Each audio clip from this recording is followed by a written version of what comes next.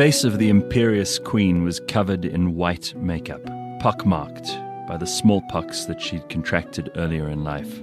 At age 70, she appeared ghostly and severe, with only a few teeth left in her mouth so that her speech was difficult to understand. Her extravagant wigs, collars, ruffs, and the great jewels in her hair gave the impression of a grand old woman who could tell that the end was near. But she had survived. She had survived her father. She had survived her sister and her brother, and numerous other plots on her life. She was never meant to be queen, and yet here she was. And by the end of her reign, they called her Gloriana, the personification of Britannia, the fairy queen, the first Elizabeth, the one who brought on the Elizabethan age.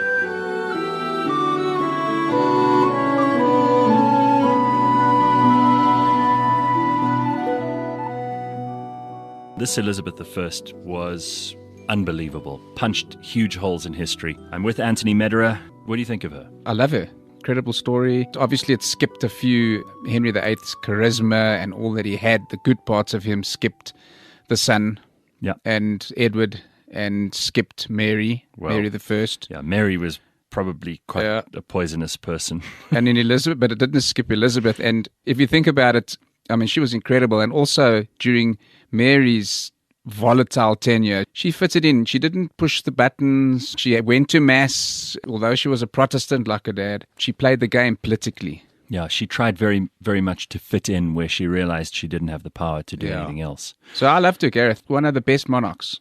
Yeah, she was also just an extraordinarily powerful woman at a time where there weren't a lot of women who were powerful. And if they were, they had to shut up about it. Yeah, exactly. She got to live. She got to be the person she wanted to be, and she didn't need any man to make her whole. And very strategic. You know, she didn't want the complication of a husband because if it came from her court, then, you know, what impression does it do in the court? Jealousy, etc.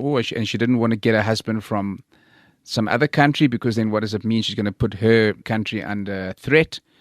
So she was very strategic. She loved England. She was really all for the kingdom. Well, she comes from the House of Tudor, and you've already mentioned her father. She inherited his appearance in that she had the red hair, and she was tall, and she was quite statuesque, and in her youth she was quite beautiful too. But she was 2.5 when her mother had her head cut off. Remember, Henry VIII, her father, had married Anne Boleyn, her mother, because she'd been this beautiful woman in court. He divorced his wife, Catherine of Aragon, against the wishes of the Catholic Church, and actually separated from the Catholic Church, creating the Anglican Church, just so he could be with Elizabeth's mother, Anne Boleyn, who then married him, and their marriage lasted for a very short time, and she eventually lost her head, and poor little Elizabeth, 2.5 years old, without a mum, and with a dad who then was regretting his decision to marry her mother, and regretting her being in existence. So she was the first fruit of the Anglican tree, but she was also declared illegitimate in her first 3 years. She was a symbol of great hatred to Catholics because she was the cause of a break between the mother church and the father of the nation, the king. And from there on, her life really was very complicated. So she had to play a game of survivor at every step of the way from there on in. She did that very well. She was very strict on the Anglican side, and mass was disallowed. So a lot of the strong, loudmouthed Catholics went into exile. But continuously for many, many years, they said she was illegitimate, and they kept pushing Mary, Queen of Scots. Finally, Elizabeth had to behead her, but you could see she fought very hard not to. No, well, let's save that because that's a grisly story all on its own. But to your point, she's a survivor. She's a genuinely survivor. There was a lot going on in right throughout her career. And she also went to battle, and she won a fierce battle, which is very, very important against the Spanish. And that really put her into folklore. That really just elevated her to be one of the great monarchs of English history. We know a lot about her because there were a lot of great authors and playwrights who lived in her time. Shakespeare and Marlowe are the most important here. And we have a lot of stories that came out of her court. I mean, she was quite mischievous. She was playful. She was also intensely jealous of attention, a lot like her father. So there was a lot of ego there too. I remember that one of the stories that people would tell is that all the women in her court were required to wear just black and white but she could wear all the colours and all the jewels. So she was very easily put out if any of them got more attention than her from any of the men in court. And she used to constantly say, "I'm married to all of you," to her parliament and to her ministers. And she would flirt with them, and then if they got too flirty in return, she'd smack them down again. So it was a power play the whole time, and she used her femininity and her wiliness, and she was supremely intelligent too, to just keep people doing the maximum for her without her having to do anything for them in return.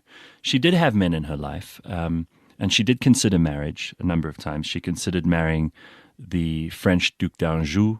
She considered marrying a Spanish prince. She considered marrying some Germans, but none of them really did it for her, and she decided eventually to marry England. And when the Duc d'Anjou, who was her last real serious contender for marriage, left on a boat down the Thames, she's reported to have said, "There, now you have me all to yourself," and turned to face England. I mean, it's a beautiful story. We don't know if it's true.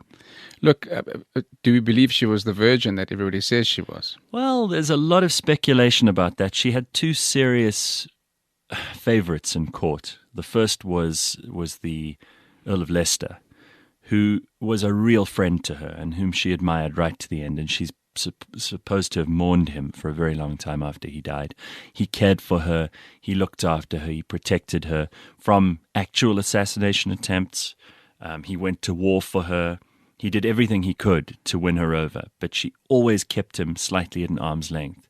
So if the mythology is to be believed, she never really gave in to him from a passionate, loving point of view. And she probably was like that because she never knew who she could trust. She never really had a mum. She viewed her dad as this terrifying megalomaniac god emperor, who she admired tremendously and had great respect for, but she was never loved by him. She couldn't trust her own brother and sister, both of whom in various ways tried to have her put to death. So maybe she just never trusted anyone enough to let them that close to her. And her second admirer or favourite was the Earl of Essex, who was a much younger man. And she was quite infatuated with him. And she would kiss him in court and things like that. But she never was alone with him at night. He was quite impetuous. Oh, yeah. I mean, she eventually had to have him beheaded. But also that was possibly because he was trying to rise up against her in some way. No, in very obvious ways. He actually caused a civil disobedience and led troops to the palace to kill her minister Burleigh. Sure. So she said, "No, thank you, not anymore," and off with his head. But he also, what happened, it was quite difficult to control him, and old Essex. And what he did was, he stormed into her chambers, and nobody was allowed to see her except her chambermaids. Well, without her makeup and her dresses. Yeah, exactly. The point is, it took her 4 hours to get ready in the mornings. So, and especially when Essex was around, that was when she was already in her 60s. So she was a much older woman by that stage. And what she'd done already from the early years is she put this white lead, there's a name for it, that she used to put on her face to give her face that allure of being pure and white, and different types of chemicals on her lips to keep them red. They sucked all the moisture out of you, and it really made you grey and haggard quicker than normal. It was poisonous. It was poisonous, And because he didn't really care, too much about rules, he stormed into her chambers before she'd actually got dressed, her chambermaids, and he saw her. And he obviously cucked himself. That's not what's written, but she must have been frightening. Yeah, so he went. There are portraits of her which aren't very flattering. And the Tudors were quite famous for saying, "Paint me as I am." And there are portraits of hers that have been changed subsequent to her death by people who wanted to propagandize her image. But there are a few paintings that survive that are really not flattering. Well, he said, his exact words secretly, but she found out that she looked like a crooked carcass. So, most of these cosmetics did do damage to her skin. Ceruse was corrosive. These women who used it about their faces, says a source, do quickly become withered and grey-headed, because this doth so mightily dry up the natural moisture of the flesh, to your point. You mentioned Mary Queen of Scots earlier, and she had this kind of sibling rivalry with Mary, Queen of Scots. Mary, Queen of Scots had married the French king, so she had been Queen of France, and then she had married the Scottish king and had been Queen of Scotland. She produced with the Scottish king a son called James, who would eventually become Elizabeth's heir. But Elizabeth never spoke of the succession and refused to countenance her own death, so she would never really speak to James.